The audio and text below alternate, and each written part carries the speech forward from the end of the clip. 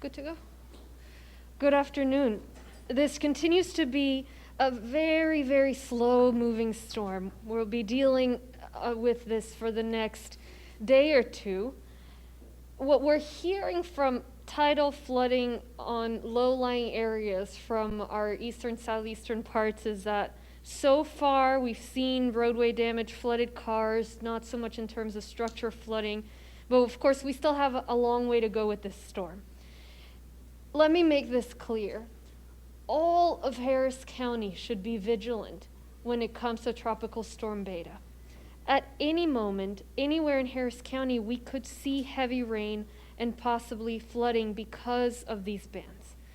We could get 4 to 8 inches, and if it's spread out, we'll be okay. But if we get 4 to 5 inches very quickly in one band, that could lead to bigger issues in that particular area.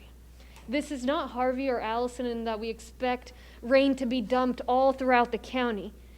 But we do expect those bands to drop water somewhere. We just don't know where. So that's why I'm asking everybody to be vigilant. Let me take a minute to run through a few of the actions that we're taking here right now to make sure folks are safe. Currently, our Emergency Operations Center is activated to level 3, increased readiness. Our flood control district and our team has been working with all of our partners. Our fire marshal's office and Chief Christensen is here, has been working with fire departments to maintain an inventory of water rescue assets. OEM, the Office of Emergency Management, is working with law enforcement partners to make sure that we have assets as well and we're ready for any necessary rescues.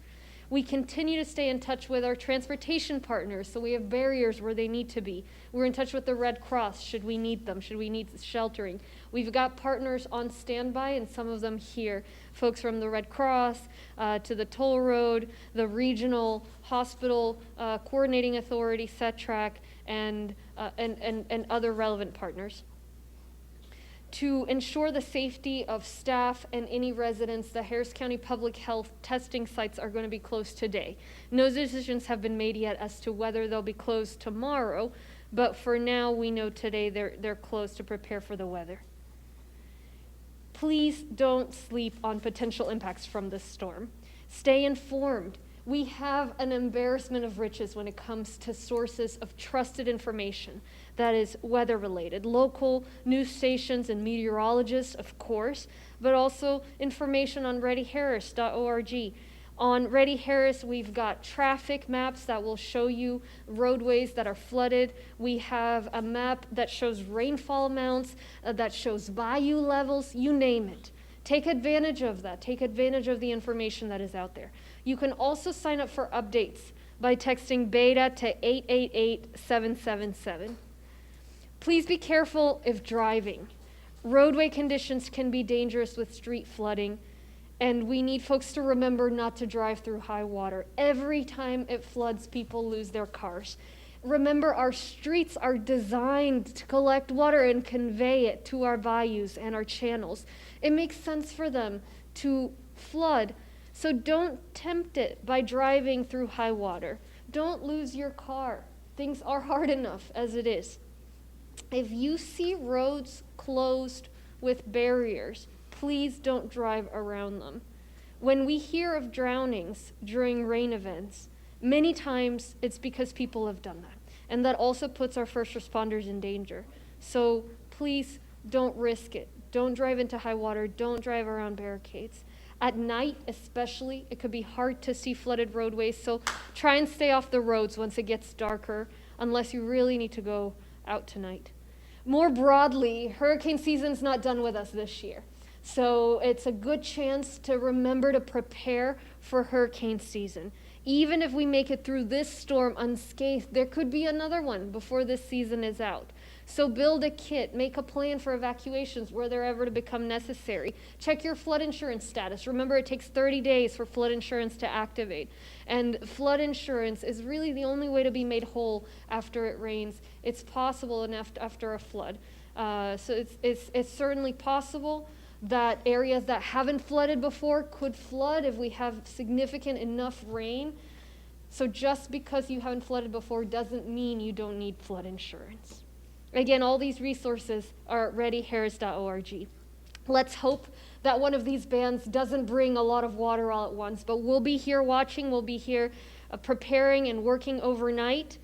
And know that if it impacts one neighborhood, it's catastrophic to them, it's catastrophic to the community. So we're watching closely, hoping for the best, but we're preparing to support if necessary. Let's stay vigilant, folks. Thank you. I'll repeat my remarks in Spanish, and then Jeff Linder is here to answer questions, Chief Christensen and Mark as well with our Office of Emergency Management, Mark Sloan. Esta tormenta continúa a moverse muy, muy lentamente, entonces estaremos viendo sus impactos por un par de días más. Lo que he escuchado por parte de las áreas este, sureste del condado es que sí están viendo vías inundadas, pero no mucho impacto a estructuras. Obviamente automóviles inundados también, pero por ahora los impactos relativamente menores. Sí quiero ser clara. Todos en el condado Harris deben estar alerta. En cualquier momento, en cualquier área del condado, podríamos ver lluvia sustancial y posiblemente inundaciones. Si recibimos 4 o 8 pulgadas de lluvia separada, paulatinamente estaremos bien. Pero si caen 4, 5 o 6 pulgadas en un par de horas con una de estas bandas, es posible que eso llevara a situaciones más peligrosas, situaciones de inundación. Este evento no es Harvey, no es Allison, no estamos prediciendo que caiga el agua a lo largo de todo el condado, todo de una vez consistentemente. Pero sí esperamos que lleguen bandas de lluvia y caiga lluvia bastante significativa en áreas específicas. Lo que no sabemos es en dónde. Entonces, por eso todos tenemos que estar alertas.